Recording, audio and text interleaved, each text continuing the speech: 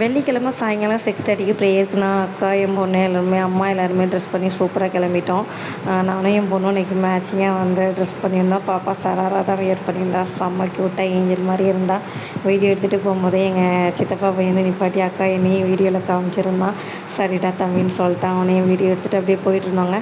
சர்ச்சுக்கு வெளியில் தான் உட்காரலான்னு பார்த்தா செம கூட்டங்க. சேர்ஸ் எல்லாமே ஃபுல்லாகிட்டு சரி ஓகேன்னு சொல்லிட்டு சர்ச் உள்ள தான் நாங்கள் போனோம். போய் கரெக்டாக உள்ளே உட்காருமே ப்ரேயர் ஸ்டார்ட் ஆகிடுச்சு.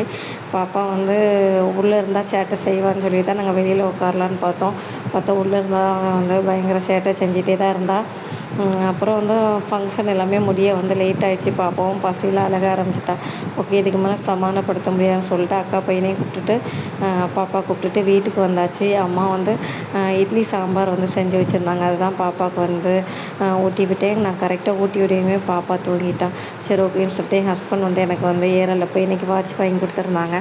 அதை வந்து கட்டிட்டு கொஞ்சம் அப்படியே வந்து பூஸ்லாம் கொடுத்து செல்ஃபீஸ்லாம் எடுத்தாச்சு.